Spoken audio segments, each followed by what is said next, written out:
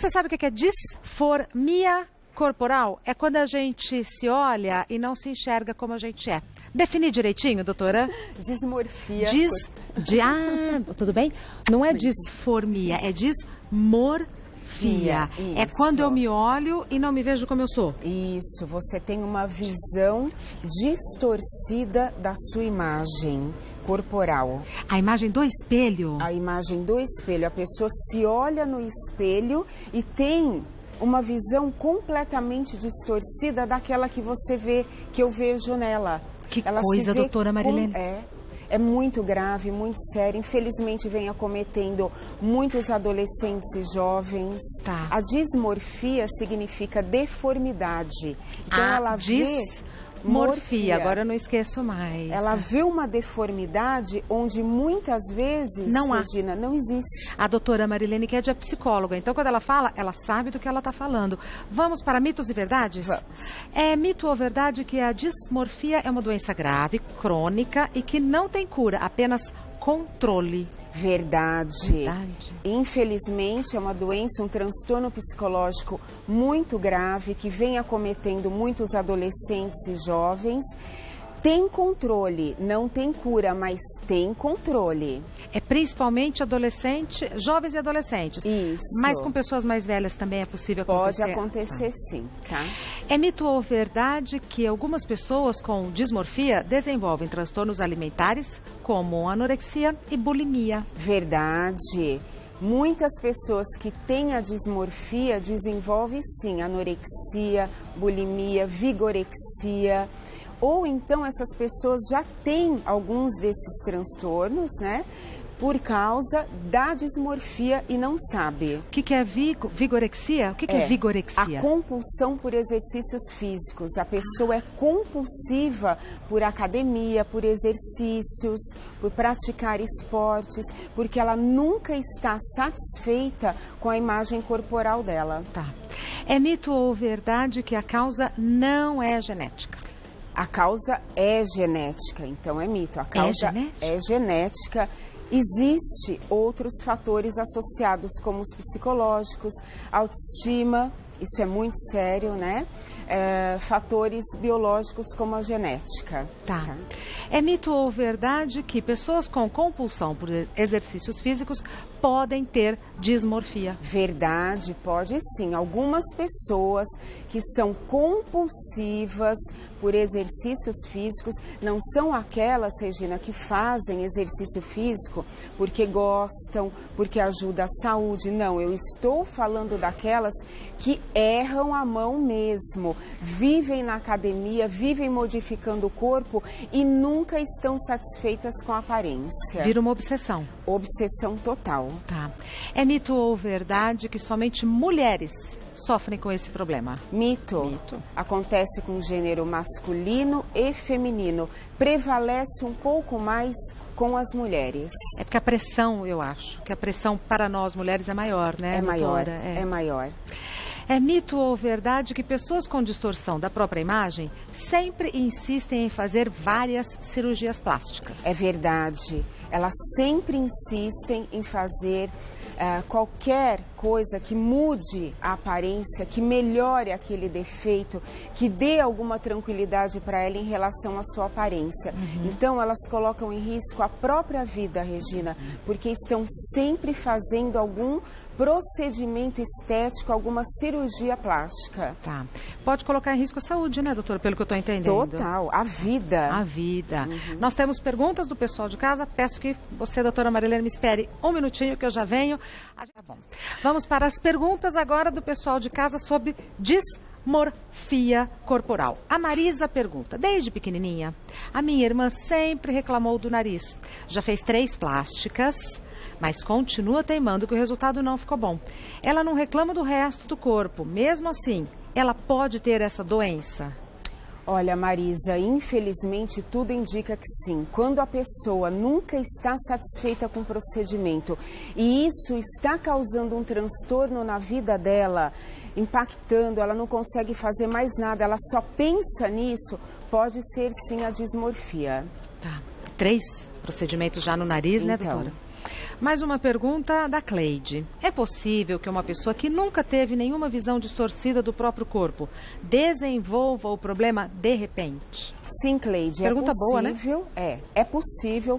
Às vezes acontece alguma coisa na vida que leva a desencadear, a desenvolver esse transtorno psicológico. Pode acontecer em algum momento da vida, sim. Tá. Próxima pergunta da Andréia Regina, minha xará. Como é feito o tratamento? Antidepressivo sempre é um medicamento prescrito pelo médico? Andréia, na maioria dos casos, sim. O tratamento para dismorfia exige psicoterapia, que vai trabalhar a autoestima, a autoaceitação, a mudança na forma de pensar. Será necessário também a terapia cognitiva comportamental. O que é terapia cognitiva comportamental? Vai trabalhar a mudança do comportamento. Por exemplo, Regina, todas as vezes que ela sentir aquele ímpeto de se olhar no espelho, porque eles se olham demais no espelho, vai ser ensinado para ela controlar esse comportamento, ela ir adiando esse comportamento. E a terapia cognitiva comportamental é muito eficiente nesse sentido. E também vai necessitar do tratamento com psiquiatra para tomar medicação para depressão e ansiedade. E a pergunta da Andréia, antidepressivo sempre é um medicamento prescrito pelo médico? Na grande maioria das vezes. Tá. Mais uma pergunta, da Karina.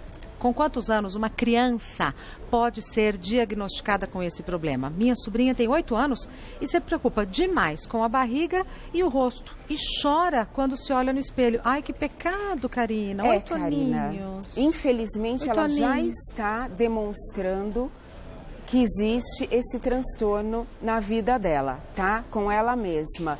Então, o que acontece? O especialista vai acompanhar isso, precisa imediatamente levá-la ao especialista, tá? Leva no psicólogo, no psiquiatra, eles vão te orientar contra o tratamento, mas tudo indica que sim, tá? E com quantos anos a gente pode começar a perceber que a criança está sinalizando que está com esse problema? Olha, Regina, eu já peguei casos no consultório de mães me apresentando a criança de 5 anos, 6 anos, já totalmente focada, obcecada por um problema pelo cabelo, Mas pelo da onde nariz. surge isso, Marilene? Muitas vezes, Regina, é a forma como ela vive dentro do meio ambiente dela. Então, pessoas que exigem demais daquela criança, que falam muito da aparência dela, por quê?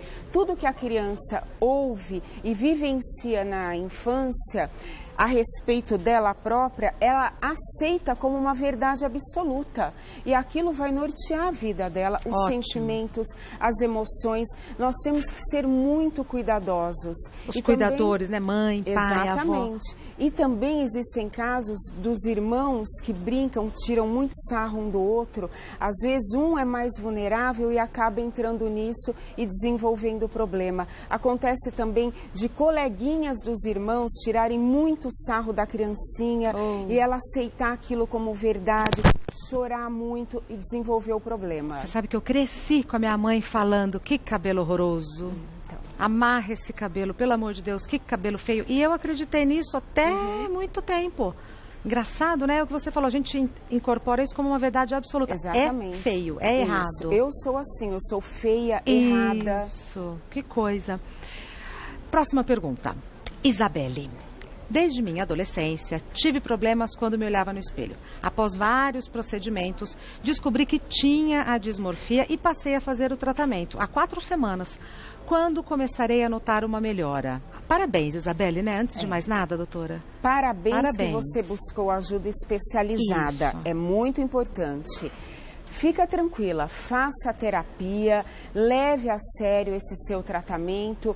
É que varia, viu, Regina, de um para outro, o tempo que vai dar, vai funcionar na pessoa, mas funciona, isso eu te garanto. Isabelle, agora eu vou te falar uma coisa, vou dividir uma experiência minha. Quando eu comecei a fazer terapia, eu fiz a mesma pergunta, aliás, foi a primeira pergunta que eu fiz. Quando que eu vou sentir melhor? É porque a gente vai porque está com angústia, que está sofrendo. Só da gente falar, a gente já melhora. Eu tenho certeza que 4 semanas, 1 mês, você já deve estar se sentindo melhor. É daí pra frente, só melhora, né? Só da gente falar, né? Isso, verbalizar, expor o que causa dor. Chorar. Isso. Chorar muito. Continuando. Beatriz, existe algum tipo de exame que ajuda a identificar se a pessoa sofre com o transtorno? Olha, Beatriz, por enquanto o diagnóstico mesmo é aquela coisa do especialista entender a queixa da pessoa e como aquele transtorno está alterando a vida dela para muito pior. Mas existem estudos, pesquisas no exterior, no Brasil também, que logo, logo vão trazer novidades aí. Ressonâncias magnéticas, observando o funcionamento do cérebro quando ele se olha no espelho, exames fisiológicos, a respeito dos neurotransmissores também. Então, muitos estudos estão em andamento. Mas, doutora, é preciso um exame físico que comprove o que o meu sentimento já me diz? Olha, para algumas pessoas é muito importante sim, tá? Então, como já tem estudos, pesquisas, é sinal que vai ser importante. Mas a queixa clínica é fundamental. O especialista ouvir a queixa do paciente na íntegra, olhando toda a história de vida dele, vai ver que ele tem a dismorfia. Mais uma pergunta, enviada pela Rita. Como podemos ensinar as crianças desde cedo a gostar do próprio corpo para evitar que tenham essa doença? Adorei também a pergunta da Rita. Importante, Rita, é fundamental que os pais ajudem, ensinem essas crianças a se aceitarem, a terem amor próprio, a se respeitarem. É lógico que a autoestima, a autoconfiança, ela vai se formando e se fortalecendo ao longo da vida. Exato. Mas principalmente na infância. A base está na infância. Dependendo do que acontecer ali, a autoestima ela é construída ou destruída, Regina. Tem toda a razão. Mais uma pergunta. Roberta. Acho que sou muito magra e sinto extrema vergonha por causa disso. Procuro comer bastante para engordar. Isso também pode ser um sinal da doença? Olha, Roberta, nem sempre. Muitas vezes você não está satisfeita mesmo com o seu corpo, por se achar muito magra, quer engordar um pouco, mas talvez isso não tenha te causado grande transtorno. Você vai à praia, você passeia, você conversa. Se você continua fazendo tudo isso na sua vida, você não tem a dismorfia. A dismorfia, ela é muito mais grave. Tá, então assim, não é uma insatisfação, é um comportamento que prejudica o meu dia a dia, seria isso? É uma insatisfação grave, mas causa um transtorno total na sua vida e na sua rotina. Tá, inclusive correndo o risco de prejudicar a saúde. Exatamente. Tá, eu achei isso um dado importante, né? Muito. Doutora Marilene Ked, olha, conheço a doutora há muito tempo, já frequentamos outros sofás. Isso. Doutora Marilene Ked é psicóloga, o site dela é marileneked.com.br, o Instagram Marilene Ked. Ked é K-E-H-D-I. Instagram, @Marilene Ked. Muito obrigada, amo, viu? Regina. Ai, que gostoso! Muito sucesso cada vez mais. Te amo querida. também. Muito obrigada. Vai com Deus, viu? Ai, ganha tarde, né? Um abraço, sim.